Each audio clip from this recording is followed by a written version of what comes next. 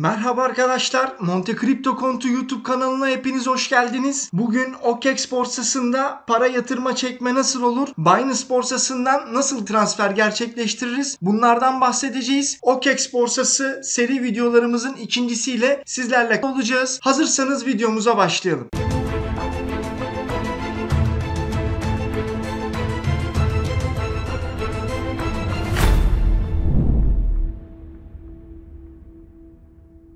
Evet arkadaşlar, OKEX serimizin ilk videosunda OKEX borsasına nasıl üye olunur detaylı bir kimlik doğrulama sürecinden bahsetmiştik.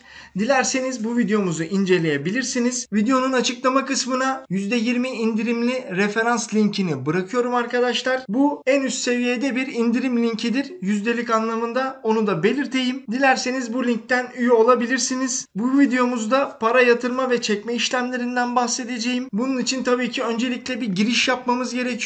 Siteye giriş yaptıktan sonra öncelikle buradan sağ üst köşeden giriş butonuna tıklıyoruz. Girişimizi yaptıktan sonra arkadaşlar bizi böyle bir ekran bekliyor. Varlıklarım kısmına ulaşabilirsiniz. Para yatırma çekme işlemleri bu menüden yapılıyor arkadaşlar. Bu bölümden de sizlere bir önceki videomuzda da bahsettiğim gibi bakın güvenlik ayarları yapılıyor. Bu güvenlik ayarlarını tekrar hatırlatmak istedim. Detaylı şekilde bunları incelemeniz gerekiyor arkadaşlar. Bu işlemleri, bu güvenlik ayarlarını yapmadan kesinlikle para yatırma ve çekme işlemlerini yapamıyorsunuz. Bilginiz olsun. O yüzden serimizin ilk videosunu detaylı şekilde incelemenizde fayda var. Şimdi arkadaşlar varlıklar kısmına geldiğimde bakın burada para yatır kısmı var. Para yatır kısmına tıklıyorum. Bana buradan bir para birimi seçtirecek. Ben Binance borsasından USDT transferi yapacağım arkadaşlar. O yüzden USDT'yi seçiyorum. Şimdi para yatırma ve çekme işlemleri için arkadaşlar sizlere şöyle bir bilgi vereyim. En başta para gönderme çok önemli ve hataya yer bırakmayan bir işlem olmalı. Çünkü en ufak bir hata paramızın kaybolmasına sebep olabiliyor.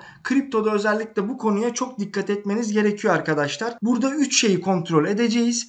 Coin'in kendisini, ağı ve adresi, bunlar çok önemli. Eğer yüksek bir meblağ gönderecekseniz önce düşük bir meblağ ile deneme yapın. İşlem doğru bir şekilde tamamlanırsa kalan kısmı da gönderebilirsiniz. Şimdi zaten bunu detaylı şekilde göstermeye çalışacağım. USDT kısmında komisyon kısmı daha uygun olduğu için, daha ucuz olduğu için ben TRC20 ağını seçiyorum arkadaşlar. Devam et kısmına tıklıyorum. Bu yalnızca USDT adresidir. Bakın başka bir kripto gönderirseniz geri alamazsınız dedi. Bu kısma tıkladım. Al sat işlem hesabı kısmını seçiyorum OKEX'te. Altta da bana bakın bir USDT adresi verdi arkadaşlar. Hemen Binance borsasında girişimi yapayım arkadaşlar. Binance borsasında giriş işlemini yaptıktan sonra videomuza devam edeceğiz. Evet arkadaşlar, Binance borsasına giriş yaptıktan sonra bakın burada cüzdan menüsü ortaya çıkıyor. Burada spot cüzdanı yatırma ve çekme kısmına tıklıyorum. Cüzdan bölümümde arkadaşlar USDT kısmında bakın çekme bölümüne tıklıyorum. Karşıma bakın böyle bir ekran geliyor arkadaşlar. USDT kısmı gördüğünüz gibi Coin kısmında USDT yazıyor. Tekrar OKEX borsasında bu alana geldim. Kopyalama seçeneğine tekrar tıkladım. USDT adresimi kopyaladım. Bu kısımda tekrar şu bilgilerden bahsedeyim arkadaşlar. Coin USDT, ağımız TRC20 ağı. Adresimiz de bu. Bakın Tron ağında, TRC20 ağında adresler büyük T harfiyle başlar arkadaşlar. Bakın bu kural değişmez. Buradan önemli bir ipucu yakalayabilirsiniz hata yapmamak adına. Kopyalıyorum ancak tüm adresi tek tek de kontrol edeceğim. Çünkü bakın oltalama işlemleri vesaire bunlar çok fazla olmaya başladı. Bunlardan korunmak adına tek tek tüm harfleri kontrol ediyorum rakamlarla beraber. Bu işlemleri gerçekleştirdikten sonra OKEX borsasında USDT TRC20 seçmiştim. Tabii ki Binance borsasında da TRC20 olarak seçeceğim arkadaşlar. Bakın komisyonu da benden 1 dolar olarak kesecek. 41 dolar göndereyim. 40 dolar olarak hesabıma geçsin. Burada çekme butonuna tıklıyorum. Tekrar bana bir inceleme ekranı çıkartıyor. Buradan da tekrar kontrolü yapmamız gerekiyor arkadaşlar.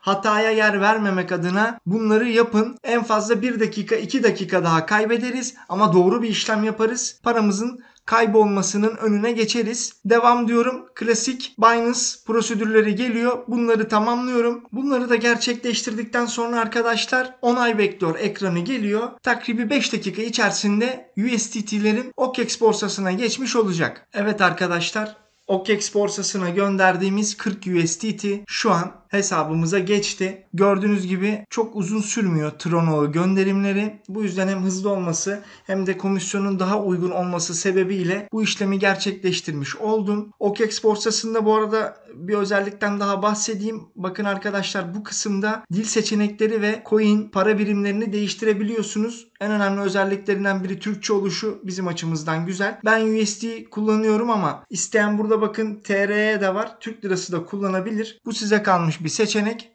Şimdi arkadaşlar OKEX borsasına para yatırma işlemini gerçekleştirdim. Bu arada kısa bir hatırlatma yapayım. Bu videomuz ödüllü bir videodur. Videomuzu beğenen, yorum bırakan ve kanala abone olan bir kişi 250 TL'lik ödülün sahibi olacaktır. Ödülün kazananı bir sonraki videonun sabit yorumunda açıklanacaktır. Şimdi OKEX borsasından Binance borsasına para gönderme işlemine geçelim. Bunun için de bakın varlıklarım kısmındayım şu an. Burada para çek butonuna tıklıyorum arkadaşlar. Binance borsasında tekrar cüzdanda spot yatırma ve çekme var. Bakın buraya tıklıyorum. Artık Binance borsasına yatırma işlemi gerçekleştireceğim için burada USDT alanında yatırmaya tıklıyorum arkadaşlar. Coin önüme geldi. Hemen burada da Tron ağını seçiyorum. TRC20. Bakın buradaki adreste size az önce belirttiğim gibi büyük T ile başlıyor. Bakın burada da kısa bir kontrol yaptığımda büyük T'yi gördüm. Burada kopyalamaya tıklıyorum ama tekrar harf ve rakam kontrolümü gerçekleştireceğim arkadaşlar. OKEX borsasında para çekme kısmına tıklamıştık. Burada USDT'yi tıklıyorum arkadaşlar. Burada iki tane para çekme yöntemi var arkadaşlar. Zincir üstü bizim yapacağımız blockchain üzerinden yapacağımız transfer. Yani başka bir borsaya gönderirseniz OKEX'ten zincir üstünü seçmeniz gerekiyor. Ancak siz OKEX içerisinde herhangi bir başka bir OKEX hesabına bir coin göndereceksiniz. Dahili ücretsiz kısmını seçip devam ete tıkladığınız zaman 0 komisyon ile bu gönderimi gerçekleştirebiliyorsunuz. Biz burada zincir üstünden devam edeceğiz. USDT TRC20 ağından devam edeceğiz. Devam ete tıklıyorum. Buraya adresi yapıştırıyorum arkadaşlar. Binance'tan tekrar harf rakam kontrolümü yapıyorum. Buraya herhangi bir not girmeniz gerekiyorsa girebilirsiniz. Buraya 40 yazacağım. İşlem ücreti olarak 0.8 USDT seçecek. Burada al sat işlem hesabını tiklemeniz gerekiyor. Çünkü paranız şu an orada. Hangi bölümdeyse OKEX'te o bölümü seçmeniz gerekiyor arkadaşlar. Devam et butonuna tıklıyorum. Bakın burada şimdi anlatmak istediğim bir husus daha var. Bakın fon şifresi geldi. E-posta doğrulama geldi ve Google Authenticator kodu geldi arkadaşlar. İlk videomuzda bahsettiğim güvenlik aşamalarının hepsi para çekme işleminde önüme geldi.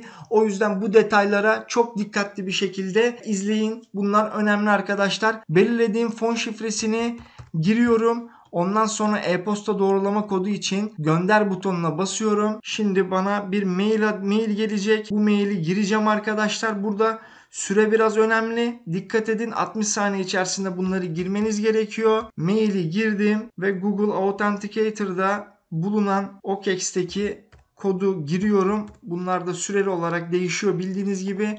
Onaylaya tıklıyorum arkadaşlar ve para çekme işlemi başarılı şekilde gerçekleşmiş oluyor. Gördüğünüz gibi aslında 5 dakika içerisinde gerçekleştirilecek işlemler, ancak güvenlik aşamaları vesaire bunlara çok dikkat etmemiz gerekiyor. Paranın buhar olma olasılığını en aza indirmemiz gerekiyor arkadaşlar. Sizde de daha önce bahsettiğim gibi burada 3 şeyi kontrol edeceğiz. Coin'in kendisi, ağı ve adresi, bunlar çok önemli. Bu konuya, bu hususa dikkat edelim arkadaşlar. Evet, OKEX borsasından gönderdiğimiz USDT'lerimiz Binance borsasına bakın. Burada son işlemlerde çıkmış gözüküyor. Bu işlemi de bu şekilde gerçekleştirmiş olduk arkadaşlar. Kısa şekilde OKEX borsasından nasıl para transfer ederiz, para yatırma çekme işlemleri ve Binance transferini anlatmaya çalıştım arkadaşlar. Umarım sizler için faydalı bir video olmuştur. Bu Twitter hesabımız, kripto para ile ilgili önemli haberleri takip edebilirsiniz. Bu Telegram grubumuz arkadaşlar, sohbetler edip aklınıza takılan tüm soruları sorabilirsiniz. Bu linkleri videonun açıklama kısmına bırakacağım. Sizler için faydalı içerikler oluşturmaya çalışıyoruz her zaman. Bu tarz içerikler hoşunuza gidiyorsa kanala abone olup bildirimleri açabilirsiniz arkadaşlar. İzlediğiniz için teşekkür ederiz. Bir başka videoda görüşmek dileğiyle. Hoşça kalın.